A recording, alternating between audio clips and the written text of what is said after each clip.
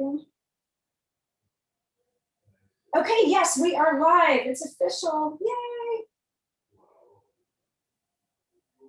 All right, everybody, welcome to a very, very special episode of Hollywood Kitchen. This is the first time I'm joined by several generations of a Hollywood family, and I couldn't be more excited about it. So welcome today, Victoria Riskin, the daughter of actress Fay Wray and Oscar-winning screenwriter Robert Riskin, and her niece Nora are joining us all the way from Martha's Vineyard today. Hello. Hello. Hi. Thank you so much for doing this. Thank you, Carrie, for inviting us. We're really happy to be here. It's a beautiful day on Martha's Vineyard and a perfect day to be in the kitchen, or maybe not. Maybe to be out on the beach. But well, it's burning hot here in Los Angeles. So frankly, I am very grateful that you decided to make something that does not involve my stove. So thank you. I was thinking entirely of your feelings. Thank you.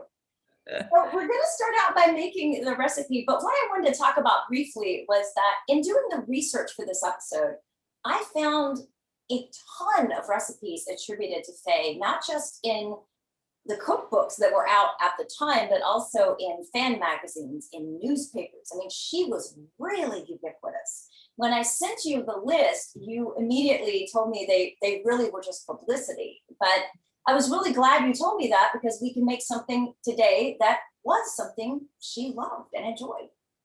Well, they were yes, when she was at Paramount Studios, she was part of the publicity machine or the machinery that was always churning out stories about her in the kitchen, her wrapping packages at Christmas, her with the dog, her in the backyard, her playing tennis. It was a constant, steady stream, and there are a lot of recipes out there, and maybe she made them then, Carrie, but many of them were things that I don't associate with her. They were made with, they were gelatin kind of salads sort of thing with that were very fashionable at one time and that we don't make so much anymore. And she didn't make when I was growing up. So that's why I picked a recipe that made me think more directly about her and the person I knew.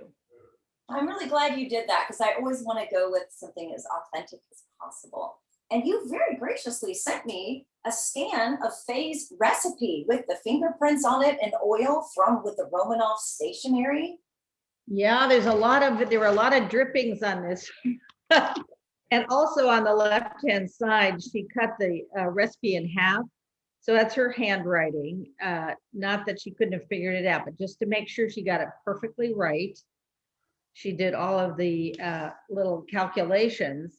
And I thought that would be more fun anyway, because the recipe came to her from Romanov's, from the head chef or the owner.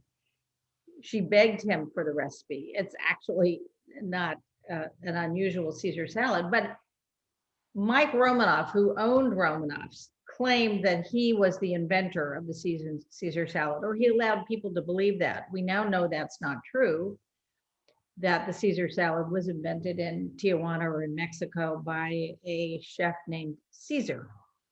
But Mike Romanoff ran really one of the top restaurants in Hollywood where everybody wanted to go to be seen, and it was elegant and it was fun. And the Caesar salad was often not on the menu. You had to know about it and ask them to come to the table and make it for you directly. So there's a lot of history behind all of these little drippings. I just dripped a little bit more on it. I thought I would add to the drippings. Yes, and then Nora can add to it and it can just keep on going down the line.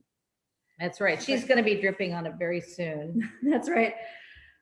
By the time I knew Fay, she was spending most of her time in restaurants in the evening. She would go out probably 5 times a week. Yeah. So she would have a table at Jimmy's, I remember that, and at Spago, right, and all the nice restaurants in town. She loved to eat out and go to the horse races on the weekend. With a filmography that includes about 81 movies, she certainly deserved to relax and have a nice night out. That is for sure. Yeah. Well, let me get started by whipping up the recipe. Now, when I went through it, it said cuddled egg on the text, and now I have a mental block. I keep calling it the cuddled egg, even though it's supposed to be. Well, I thought that was so adorable because the word is coddled, C-O-D-D-L-E-D, and it means to cook an egg for less than a minute, just under a minute, to let it set. But Nora and I wanted to keep it cuddled, so we could cuddle while we were doing this with you. That's so cool. That's the sort of typo that is actually charming. I think so too. Right? So do we peel or do we crack the cuddled egg? You crack it because it's not really, it's going to be pretty runny inside, right? Yeah. We hope. Definitely. Yeah. And there are two of them, right? I'm having the recipe like Fay did, so I'm You're having it, okay. Yeah. Well, I have some hungry mouths here, so. Not a problem. So mine got a maybe even more than it. The egg whites look just a teeny bit set. Yeah. Here's what mine looks Right. like a little bit. Yeah. Okay. So it says we have our bowl of romaine, which, by the way, everybody, I'll post this full recipe later. 3 tablespoons of olive oil. Yeah. So We're making it. We're gonna have it for dinner. Is that okay with you? Oh, of course. Now, let me ask you this, Victoria, do you make your dressing separate and then pour it into the salad? Is that how you do it? Yes. Okay. And I would add to that I sometimes put the dressing in the bottom of the salad bowl and the leaves on top, and I don't mix it or toss it until I'm absolutely ready to serve it, so it doesn't get soggy. I may put mine in a separate bowl, but that's also a very good idea. You can do that. So I add my olive oil to the cuddled egg. I'm just going to keep calling it cuddle because my mind is so fixated on cuddle now. 1 tablespoon of wine vinegar or lemon juice. I went with lemon juice. Okay. We're going to try mustard, but. Now, another question I had about this recipe is, do you use mustard powder or actual cream mustard? I use regular Dijon mustard. That's what I'm using too. Okay. So 2 teaspoons of mustard. Okay. Are we doing 2 for us? Yeah, we're doing the full recipe. So that would be 1 teaspoon. 1 teaspoon of mustard. Oh, it's so much fun to be in the kitchen with Nora. Not that we're in the kitchen all day long, but we're mostly cleaning up after the gang here. What's been kind of fun about doing these episodes is, the pandemic's been so isolating and tough for a lot of us. Yeah. And with a lot of my guests and my friends, we've been able to cook together on Zoom. So it's kind of given us a way to be together. And that's, I think, something that food just does so well, I almost put on an apron, and maybe I'll grab it. A friend of mine writes wonderful cookbooks. Her name is Pascal Beale, B-E-A-L-E, beautiful cookbooks. And she does online cooking, and she's a wonderful French, but I'm going to say she's French cook, but really she makes very simple and lovely recipes with vegetables and fruit and unusual combinations. So I'm giving you a little plug here, but she does the online cooking. I'll have to check that out. Yep.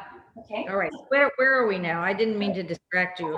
Okay. 1 teaspoon or ½ teaspoon of mustard, salt and pepper to taste. So does that mean you just kind of put a dash of each one? Yeah. I mean, I sort of hold back on the pepper because it makes me sneeze.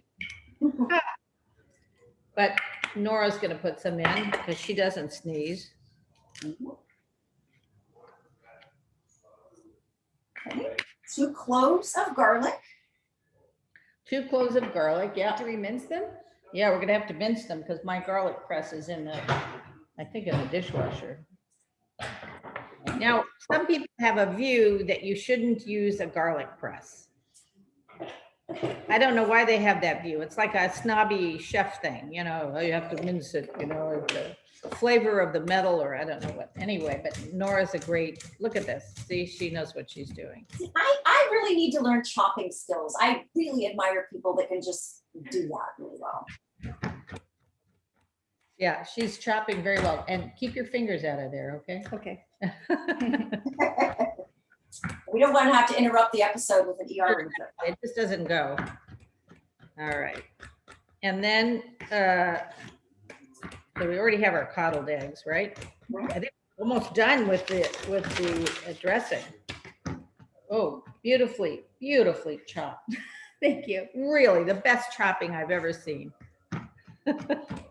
You don't mince words. I don't mince words. I mince Mince garlic, but not words. Right. And your mother loved puns. So She did. She did. I get with her funnies.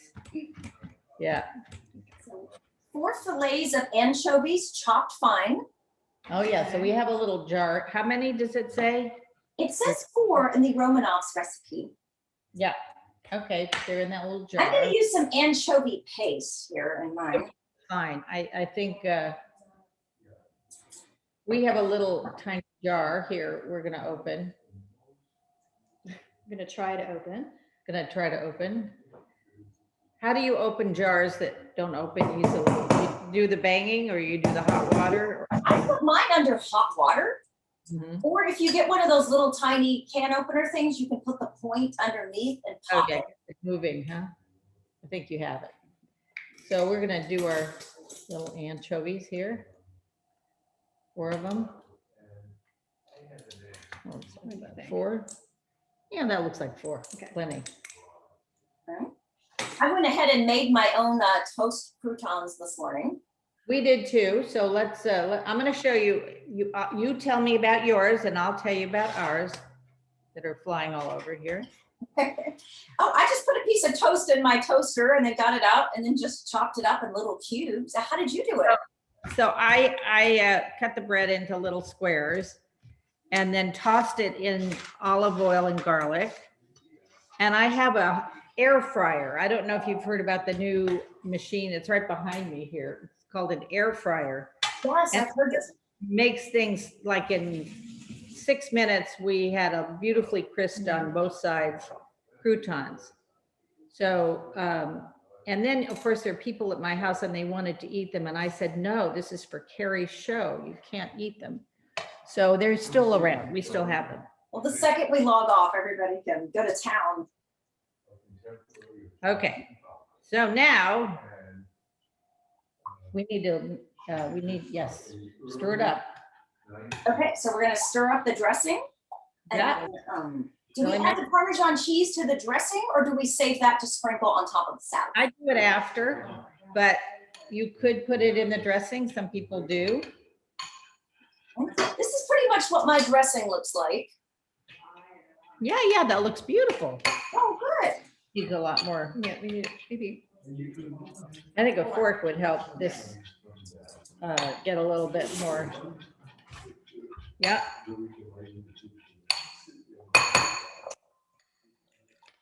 We also have, you can put it in the blender. If you have a blender, then it's really beautifully mixed. It's pretty good. That looks pretty good. That's plenty. Okay, all right. All right, and then we're just ready to put this on top of the salad. So what I really like to have my lettuce super crisp. So this has been sitting, I just pulled it out of the refrigerator and just tear up the pieces and throw it in. And then, some people like heavy dressing, some people like it lighter. You have to kind of know what you're aiming for. And I usually use the sort of the center, the heart of the romaine because it's crispier. And I love crispy.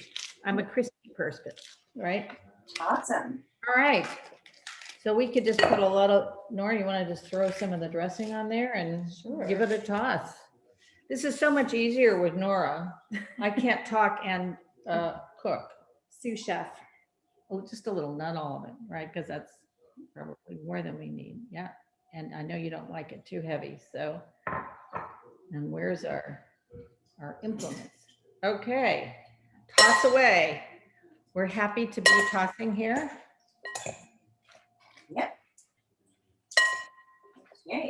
Sometimes, excuse me, I'm just grabbing this. Sometimes I just get a chunk of Parmesan like this.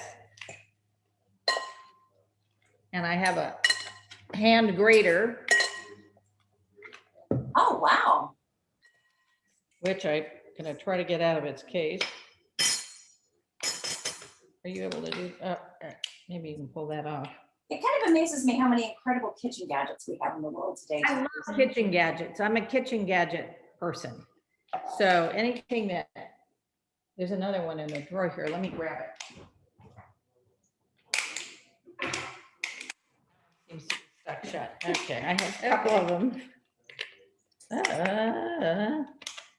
Okay. So then you can just do like this as much as you want, or if you serve it, then you can hand this to people and they can do it. It's sort of a fun little activity. Oh, I can't wait to eat this. It's gonna be so good. Yay. Simple. Yeah, simple. And we put our croutons on. Are you ready for your crouton? Yeah, the croutons. The croutons are the best part. There we go. Beautiful. How's that? That looks gorgeous. And here's my version. Very nice. Carrie, we're gonna have a lovely meal together. Yes, we will.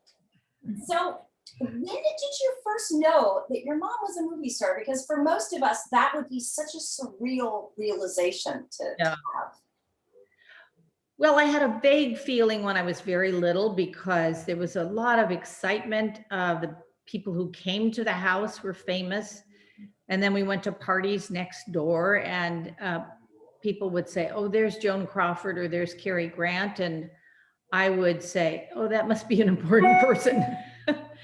and there was a kind of a buzz. But then, of course, when I went to school, the next thing that people would say to me is, are your parents in the business? And in Los Angeles, there was really only one business that people were interested in. They weren't interested in aerospace. They weren't interested in transportation. They were interested in movies. And so I would say, yes, my parents are in the business. And so then I began to realize that put you in a special category.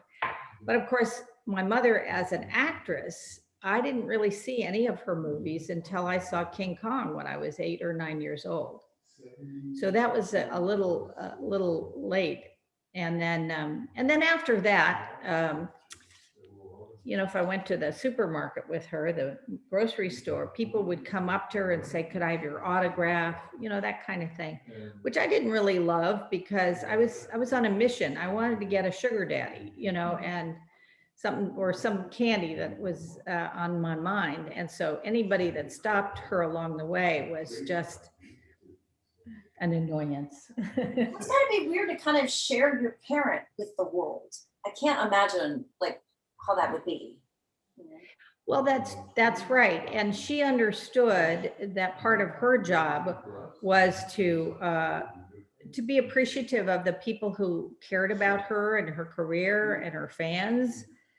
And she often wrote letters back. If a letter came that was really interesting, right? She would answer it, and it didn't matter who it was from, a little boy, a mother having trouble with her son. But if people just were fans and just wanted an autograph, she just, you know, handed that over to somebody to do. But she liked to read the letters. I think she felt a personal friendship in a odd kind of way, not a responsibility for them, but a caring. How did you first discover what your father did for a living? Like, when did you first realize that he was this brilliant screenwriter? Now that's a good question, Carrie. When did I first realize that? Well, it was part of that whole package of people in the business having a social life together and sort of the approach that others had towards him. They admired him. They wanted to be around him. We were members of a country club called the Hillcrest Country Club that's still in Los Angeles, which was the only place that Jews could, people of Jewish heritage could apply and have, you know, it was created by movie industry people who were Jewish. So when you would go to the club, to Hillcrest, all the writers hung out together. I mean, just from the time I was very little, I was fully aware that he was the first among equals, that people really thought of him as exceptional, extraordinary, both as a person, but particularly with his gifts for writing. Well, It Happened One Night, I think, is the best romantic comedy in film history, bar none. Yeah, I do too. So, what are some of your favorite movies of Faye's career? Because I mean, she made, like, I think according to the AFI database, 81 films. So what stands out besides King Kong, which I think is probably the most iconic? So, well, first of all, when I did my book, I did a complete filmography. Yes, very nice. Also, we should talk before the show's over about the new publication of the book, because it comes out from the University of Kentucky, the University Press of Kentucky, and they're lovely people. So I was really happy to have that paperback come out. So in doing the filmography for her, I counted over 100 titles. Yes, exactly. Your eyes are popping out. And of course, I included some of the titles from when just a few, not all of them, from her silent film days when she was doing early Westerns and early Hal Roach comedies. And then she did television later on, and some feature films in the 50s. I think of the films that she did that she loved the most, and I love in particular, is called The Wedding March. It's a silent film, and it was her first big role, and it was not only that it was her first big role, it was a magnificent film, and she was so captivated by Erich von Stroheim and his gifts and his talent and his guidance of her, and making her look beautiful, and really getting a performance out of her, as opposed to just riding a horse or being in slapstick. And so it really catapulted her to center stage, and affirmed what she felt about herself, which she should be up on a big screen in a lovely movie. I'm so glad you brought that movie up, because I have been very fortunate. I saw it once at the Egyptian several years back. And just right before the pandemic, I saw it on the big screen at the San Francisco Silent Film Festival, which is one of my favorite film festivals ever. And yeah, it is so beautiful. It just like guts me, that film. It's exquisitely made. She is fantastic in it. I agree with you, Carrie. I've seen it also I don't know when you saw it at the Silent Film Festival. I don't know if it was 3 years ago when it was there, or I don't know, 10 years ago or 12 years ago, but seeing it now, I saw it 3 years ago. It's been restored beautifully by Paramount. And a shout out to those who've participated in the restoration of that film and all the other films. But seeing it with an orchestra is extraordinary. The music absolutely carries you. And you're right, it's beautifully photographed. Erich von Stroheim was a master, a filmmaking master, and all of the costumes he had imported from Austria. So they were the authentic military costumes, and that's how Western Costume Company got started. There was so much left over from that film, and someone organized it and put it into a business. But as you know, there's sort of a tragedy with that film. It was taken away from him before it was finished. And as my mother said, the music stopped, in a way. She felt she was such a cheerleader for his gifts. And the film was taken over by was sold to Paramount, because the producer was going bankrupt because he was filming so excessively. There were, I don't know how many hours, maybe 6 hours that he was planning two long films. Paramount cut it down to the 2 hours that you now see.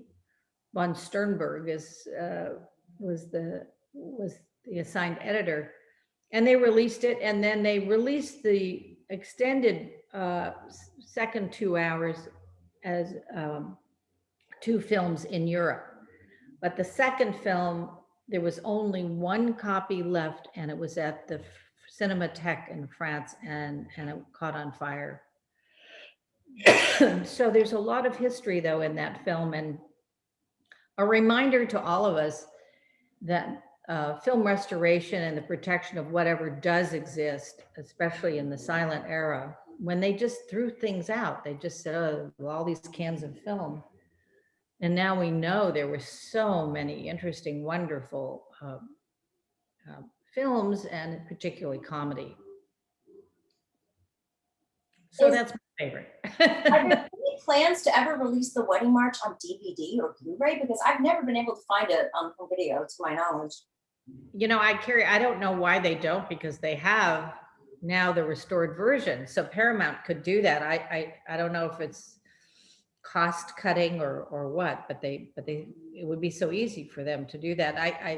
They probably look at the return on revenue by doing that and figure it's not a way to make any money. So well, I do want to mention that Kino Lorber has recently released Thunderbolt, a 1929 film by Joseph von Sternberg. Right. And I also want to plug, because as we're talking about film preservation, and I share your belief that this is so important to preserving this art form, that the Mystery of the Wax Museum and Dr. X have recently gotten these gorgeous restorations. They're on Blu-ray. God bless the people at Warner Brothers, UCLA Film Archive, Alan Brody, everybody who made that happen. It was kind of extraordinary, because when you see those films, of course, some of them I just saw on YouTube, right? Everything very degraded and muddy. And then when you see them restored, it's electrifying. And particularly with those 2 films, because they used the double strip 2-color, they were introducing color, the idea of color into films. And so they're very vivid, and it's just interesting as part of film history. And Mystery of the Wax Museum has a little parenthesis scene that I'm going to call out, where my mother is the roommate of Glenda Farrell. Okay. And Glenda Farrell, people who know movies of the 1930s know what a wonderful comedian and actress she was. But what's kind of privately fun is that at the time they were making that movie, my father was seriously dating Glenda Farrell. And there are all these moments in my mother's life where Robert Riskin and Fay Wray almost meet. And it's, coming onto the lot and then leaving at different times, and their paths not crossing. But Glenda Farrell was a serious and lovely companion for my father, but he was not ready to get married. So that came to an end, and they stayed very good friends. So anyway, that's just a little of the behind the scenes. Which is awesome. I love that. Oh, and also The Dangerous Game is on DVD Blu-ray too, courtesy of Flicker Alley. So that's another fairly recent release. Yeah, I think these films are being discovered and restored. So there needs to be more support for film restoration. That UCLA is doing a great job, but it's very expensive. It is. And sometimes I hear people complain that something wasn't restored on film. And I get very annoyed with that, because I say, look, we've got to save it any way we can. And if digital is the only way they can do it, the only way they can cost effectively make it happen, then we should embrace that, because the work is how people live on. I always say that on my cemetery tour. I say, I can show you graves of stars all day, but see the movies, read their stories. Like, that is what lives on. I agree. So Wedding March would be one of my favorites. There are others that I really enjoy. They're very different. There's a little movie called The Affairs of Cellini with Frederick March and Frank Morgan. You remember Frank Morgan from The Wizard of Oz. Anyway, it's a spoof directed by Gregory LaCava, and she plays a complete peasant girl who's sort of an airhead. They didn't use the term airhead in the 1930s, but the fact that she plays someone who's so dumb when she was so smart, and she's sort of silly and goofy, and these two men, and one is a duke who's pursuing her, and another is a swashbuckler who's pursuing her, and she's completely clueless and petulant, and it's just great. It's a silly movie, but I love it. And yes, you're right. She was so incredibly intellectual, and reading your book, she thrived on intellectual people Right. and learning and reading and writing, and she's such a smart woman. She was very, very bright, wouldn't you say? She was very bright and very interested in people, all types of people. She was a good listener, and you could tell that her wheels were turning because she would always have a poignant questions to ask. She was just loved to learn from people, young people. She loved being around young people, old people, all people. Mhm. Nora, what was she like as a grandmother? Magical. She was magical. She would drive in, and she always had a little picnic basket full of food for us, and I don't cookies and fried chicken or things that she knew children would like. Supportive, loving. She was just terrific. Always interested in anything I was interested in. I even took her to show and tell once in elementary school. Can you imagine? I bet the other kids are like, we're not about to go after this one. Yeah, she was terrific. She answered questions, and she was always supportive and positive. Yeah, I always wanted to make her proud. I was telling Vicki, even she would take us to dinner, and we were little kids, and sometimes they get antsy at the table, and all she had to do was just be. It was an expression in her face, like, you need to quiet down, but she never had to say anything because you could just read her. Just a look. Just a look. Mhm. I think that's silent film training, because they could say volumes without a word. She could. Yeah, you didn't want to make her unhappy No. or disappoint her. Well, I did go to the Turner Classic Movies session they did about my mom, the movie star that you were participating in. Yeah, right. And I love the story. Do you mind telling the story again about your mom and the tea leaves? Because I thought that was so beautiful. Oh, yeah. That's a So wonderful story. thank you. Well, when I would come home from school, she would say, and this is like in junior high school, and kind of lots going on when you're beginning to be a teenager. And she would say, would you like some tea, sweetheart? And I would say yes. So she would make a pot of tea with the real leaves, really steep the tea. And we would sit opposite each other at a table. And she would make cinnamon toast too, a little sugar and cinnamon and butter on a piece of toast. Oh, when I think about that, I want to make it.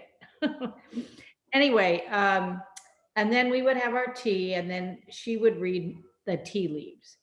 And did she do this? She would do that for me too. I didn't know that. See? She would turn over the. She would turn over the cup so that the little last bits of water would come out.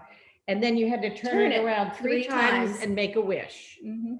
And then she would hold it up and look at it, and she'd say, oh my goodness, you're going to take a big trip. Right? Right. No, that's it. You're going to have lots of friends. I see a Christmas tree. Yeah. So she wanted to paint a happy life, a sense of joy and goodness and happiness.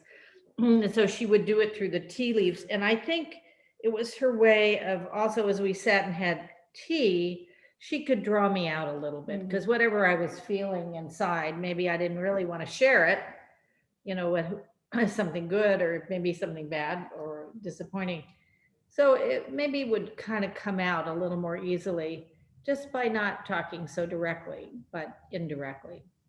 Well, And reassuring me. I thought your book was so beautifully done, because I love to read film star biographies, and a lot of them can be either the person was a complete saint or the person was a complete sinner, or they can be very a mixed bag. But this one is so beautifully done, and what emerges is a portrait of such a smart, strong, persevering woman that, in spite of hardships and tragedies and things that happened, she rose above it, and she had this incredible inner strength that really shines through in the pages of the book.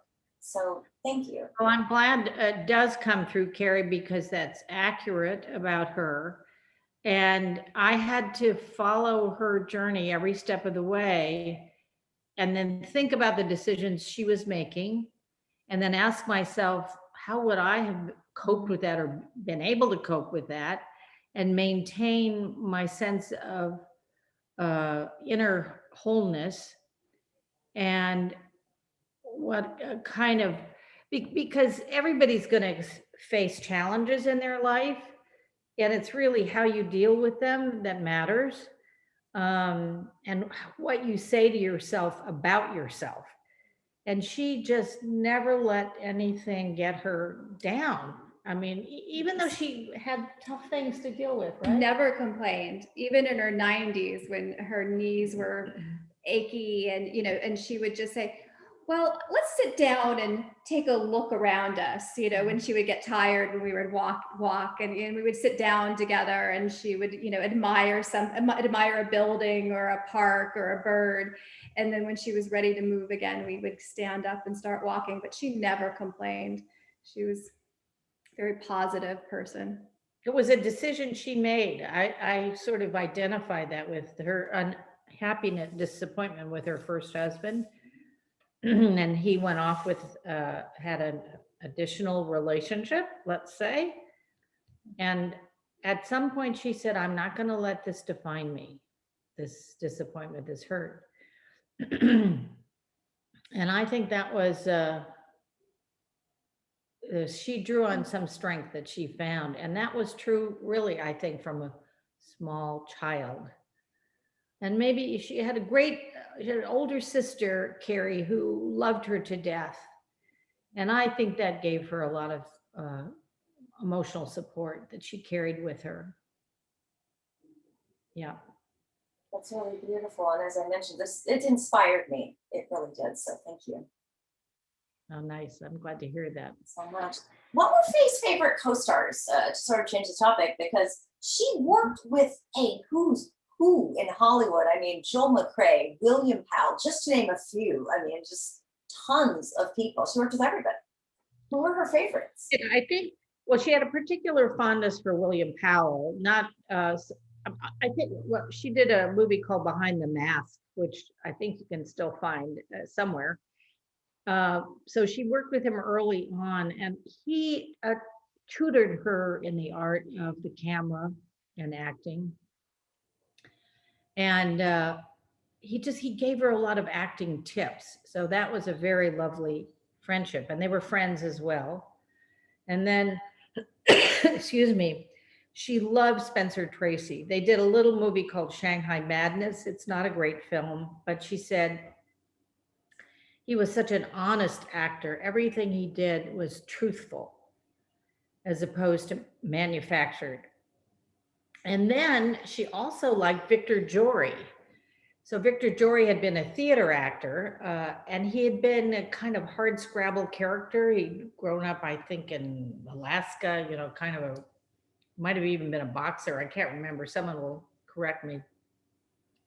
But she felt a real, the thing an actor needs is someone who really makes eye contact with you and plays the scene with you so that you are reacting in a real way.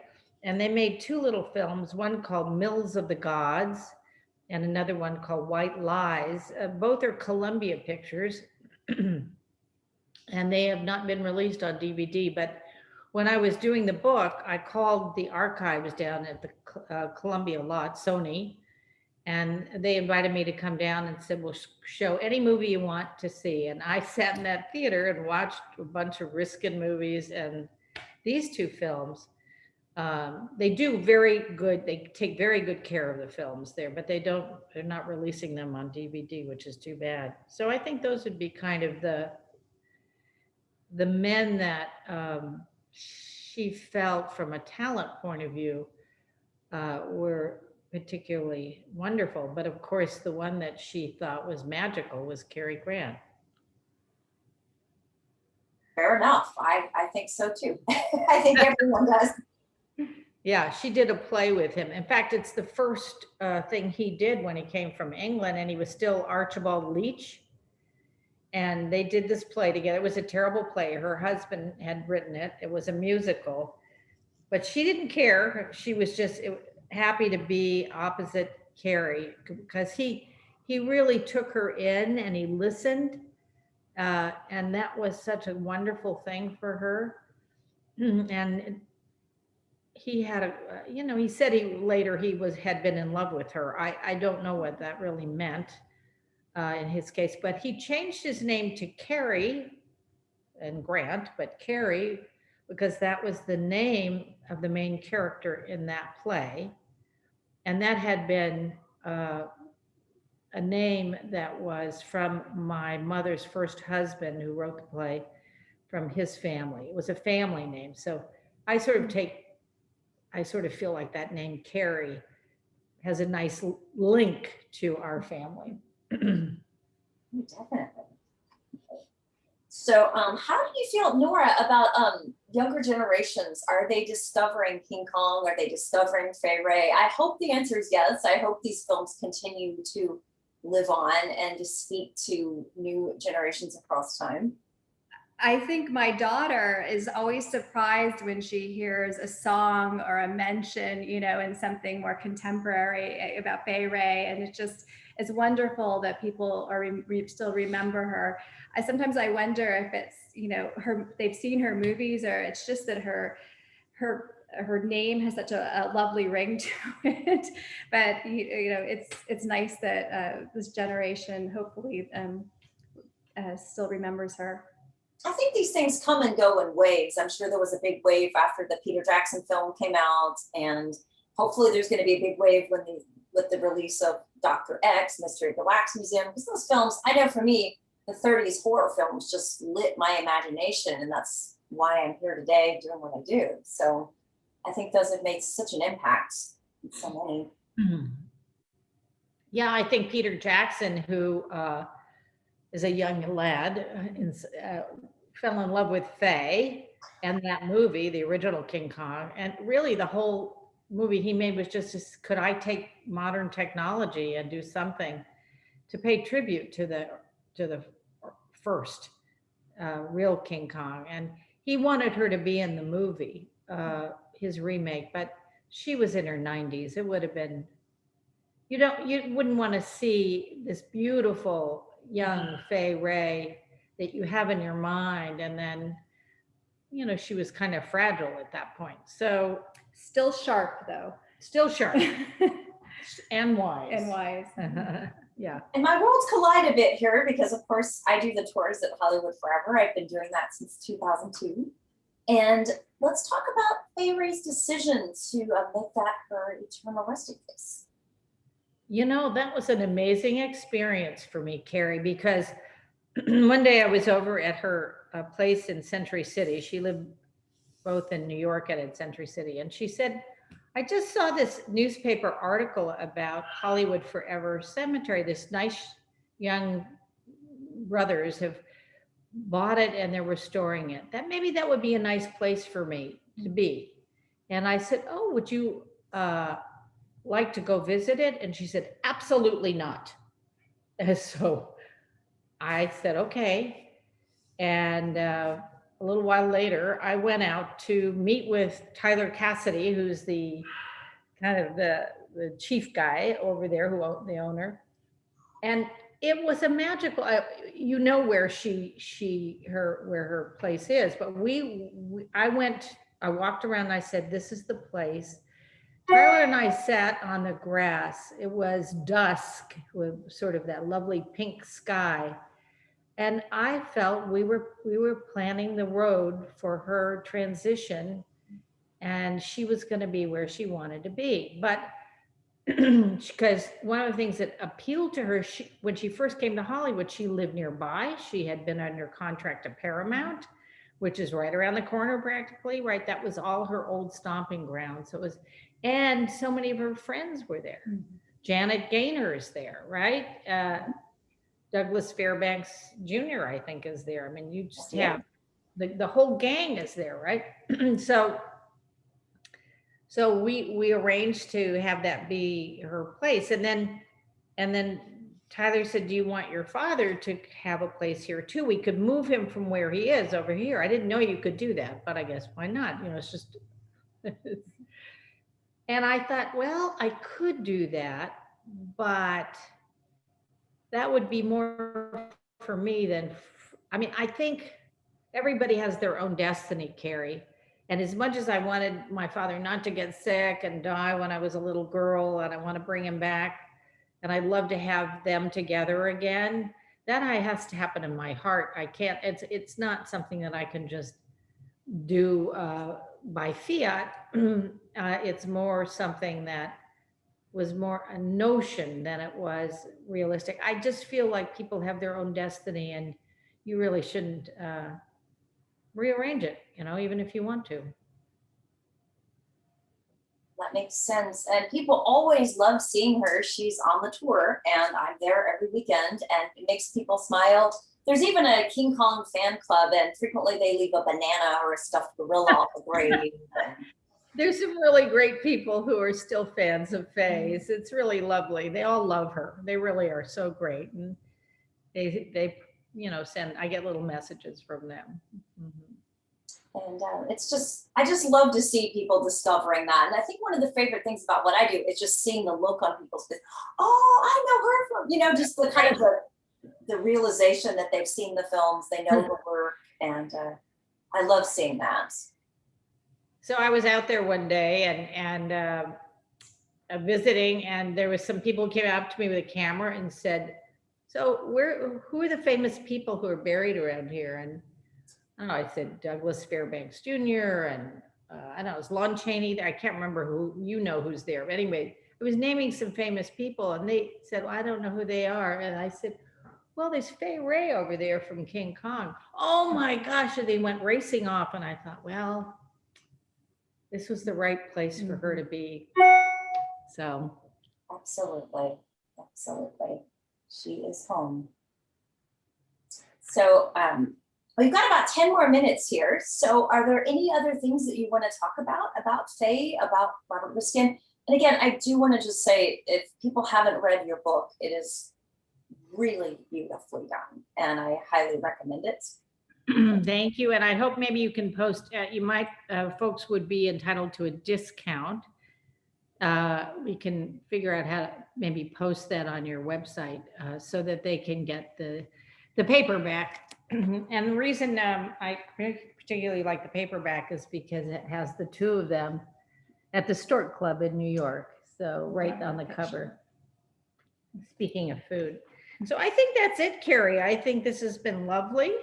And if you have any final questions, I'm happy to answer them. But it's been a nice little trip afternoon. down memory lane. Exactly. Yeah. Want to see if anybody's asking questions on Facebook really quickly? We have time for a couple of questions. Okay, we have time for a few questions here. So let me see what we've got. I promise to tell the truth as much as I can. That is awesome. Let's see here. Monique is asking, do you have the ring that your mother got when she was a bridesmaid at Jeanette McDonald's wedding? I do. I don't have it on me, but I have it tucked away. And it's a beautiful little, it's a pinky finger ring. And it's like a little mini belt. And it's edged with diamonds, and it has a ruby in the middle. It's delightful. It's really lovely. And then Danny Miller is asking, was Fay Wray aware of the mentions of her in the Rocky Horror Picture Show lyrics? What did she think about it? It's where I first heard her name as a kid. Oh, that's so great. I don't know if she ever saw it. I don't think she did, but I think she was certainly aware of it. Mm-hmm. She is one of the many things that became made her legendary and kept her name alive. So thank you to the fans of the Rocky Horror Show. I didn't see Well, it. I think that's about it for now then, because I know you've got other stuff to do. And I'm so grateful to you and to Nora for taking the time to talk with me today, for helping me make the Caesar salad that Fay Wray loved. Great. Well, enjoy your dinner, Carrie. We're going to have a nice Caesar salad for dinner. So thank you for helping us make it. Well, thank you so much. I appreciate it. Bye-bye. Bye to everybody.